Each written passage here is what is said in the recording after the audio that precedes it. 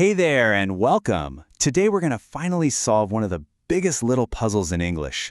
When do you use much, many, or a lot of? Let's get this cleared up once and for all so you can stop guessing and start speaking with confidence.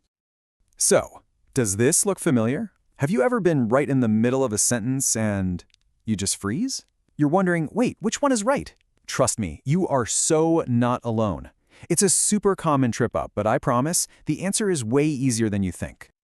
Okay, let's get right into it. The solution isn't about memorizing a bunch of complicated, boring grammar rules. Nope, it's all about understanding one simple secret. And once you see it, picking the right word is going to become totally automatic. And here it is, the first part of that secret, countable nouns.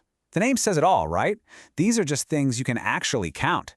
You know, 1 cup, 2 cups, 3 cups. They can be singular or they can be plural. Pretty simple. Let's look at a few examples, just to make it crystal clear.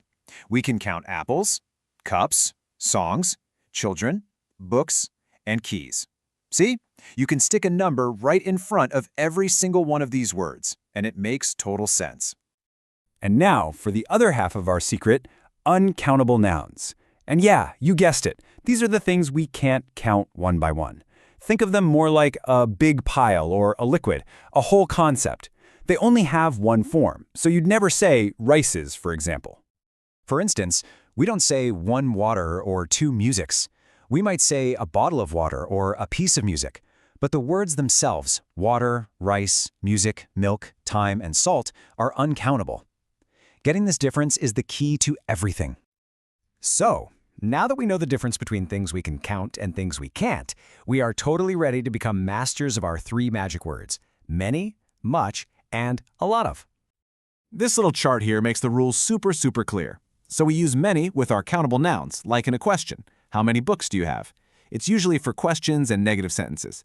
Then we've got much, which we use with uncountable nouns, like I don't have much time. Again, mostly for questions and negatives. And then there's a lot of. This is our super flexible friend that works with both types of nouns in pretty much any situation. So here's a fantastic tip. If you are ever speaking and your brain just freezes for a second, just use a lot of. Seriously, it is almost always correct and it sounds perfectly natural. Think of it as your secret weapon.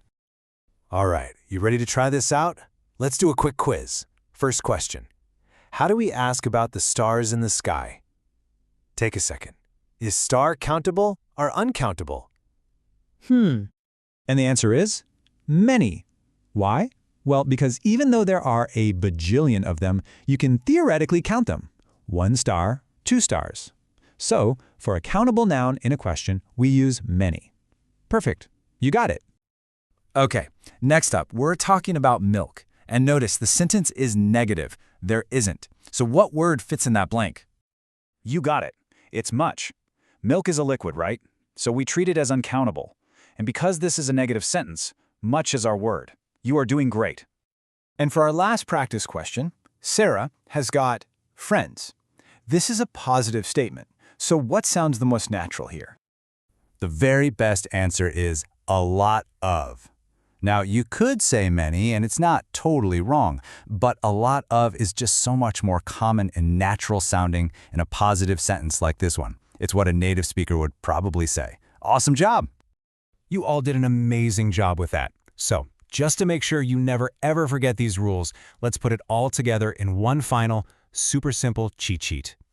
This is it. The whole system in 4 easy steps. Number 1, always ask yourself that first question. Can I count it? If the answer is yes, use many for questions and negatives. If it's no, use much. And please, never forget the bonus tip. When you're in doubt, a lot of is your best friend. And that's really all there is to it. You've got the secret now. You know the difference between countable and uncountable, and you know exactly which words to use. The only thing left to do is go practice.